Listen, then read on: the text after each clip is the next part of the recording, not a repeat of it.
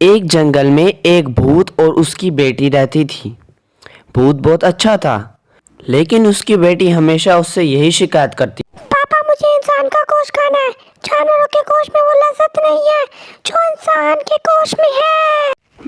بیٹا اگر ہم انسان کا شکار کریں گے تو وہ آ کے ہمیں پھر ماریں گے، اس لیے ہم انسان کا شکار نہیں کرتے، ورنہ تو انسان کا شکار کرنا تو میری چٹکی کی بات ہے۔ یہ بات سنتے ہی وہ چڑیل بچی زور زور سے اچھلنے لگتی ہے اور کہتی ہے کہ بابا مجھے انسان کا گوشت لا کر دو، میں جانوروں کا گوشت کھا کھا کے تھک چکی ہوں۔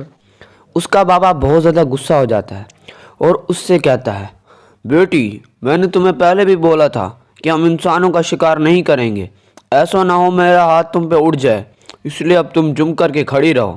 یہ بات کہنے کی دیر تھی کہ چڑیل بچی زور زور سے رونے لگ جاتی ہے اور روتے روتے کہتی ہے کہ میں یہاں سے چلی جاؤں گی، اب میں یہاں نہیں رہ سکتی، اور وہ غصے میں وہاں سے بھاگتی ہوئی چلی جاتی ہے۔ وہ ایک بستی میں پہنچ جاتی ہے جہاں پر جاتے ہی اسے ایک ترکیب سمجھ آتی ہے جس سے وہ انسان کا گوشت آسانی سے کھا سکتی تھی۔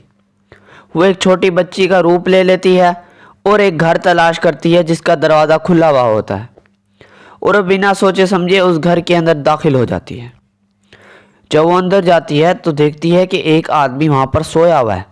وہ وہاں پر جاتے ہی کہتی ہے کہ مجھے کھانا چاہیے، مجھے بھوک لگی ہے۔ اور وہاں پر وہ بے ہوشی کرنے کا ناٹک کرنے لگ جاتی ہے۔ وہاں پر ایک آدمی رہتا تھا جس کا نام رمل تھا۔ رمل کی کوئی بیٹی نہیں تھی۔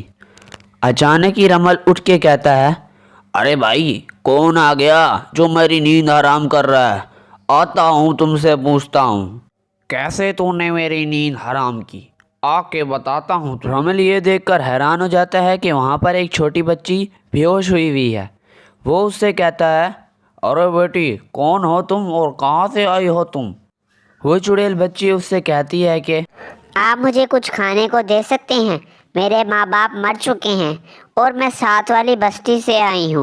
رمل کہتا ہے کہ میرے پاس کچھ چاول پڑے ہیں، اگر تم کھانا چاہتی ہو تو میرے ساتھ چلو۔ رمل اسے ایک پلیٹ چاولوں کی دے دیتا ہے اور اس سے اتا پتا اس کا پوچھنے لگتا ہے۔ چڑیل بچی اس چاولوں کو آرام سے کھا رہی ہوتی ہے اور ایک ہی نوالے کو بار بار اٹھاتی اور رکھتی ہے۔ اچانک ہی وہ چڑیل بچی وہاں پر بے ہوش ہو جاتی ہے۔ رمل بہت پریشان ہو جاتا ہے اور کہتا ہے کہ ارے مر گئے رے، یہ تو ایک چڑیل بچی نکلی، اب میرا کیا ہوگا؟ اچانک ہی اس چڑیل بچی کا باپ وہاں پر پرکٹ ہو جاتا ہے اور کہتا ہے کہ تم نے میری بچی کو کس طرح مارا؟ میں تو تم انسانوں کو اچھا سمجھتا تھا، اب بچو تم میرے سے۔ رمل گھبراتے ہوئے کہتا ہے، ارے بھوت بھائی میں نے تمہاری بچی کو نہیں مارا، میں نے تو اسے صرف ایک چاولوں کی پلیٹ دی تھی، اچانک ہی یہ کھاتے کھاتے بے ہوش ہو گئی۔ وہاں پر اس چڑیل کا باپ اپنے ایک ساتھی کو بلانے لگتا ہے، جس پہ رمل کہتا ہے، ارے بھائی میں نے آپ کی بیٹی کو نہیں مارا، مجھے क्षमा کر دیجئے پلیز۔ اچانک ہی وہاں پر ایک ہڈی پرکٹ ہوتی ہے اور وہ کہتی ہے، بھائی کیا ہوا، کیوں بلایا مجھے، کس کو مارنا ہے؟ چڑیل بچی کا باپ اسے کہتا ہے کہ اس کو مارنا ہے، اس نے میری بیٹی کو مار دیا۔ وہ ہڈی اس کے حکم پر اس کے پاس چلی جاتی ہے اور رمل کے وہ ٹکڑے ٹکڑے کر دیتی ہے۔ اچانک ہی وہ چڑیل بچی کھڑی ہو جاتی ہے۔ بھوت کہتا ہے، بیٹی تم تو مر چکی تھی، تم کیسے زندہ ہو گئی؟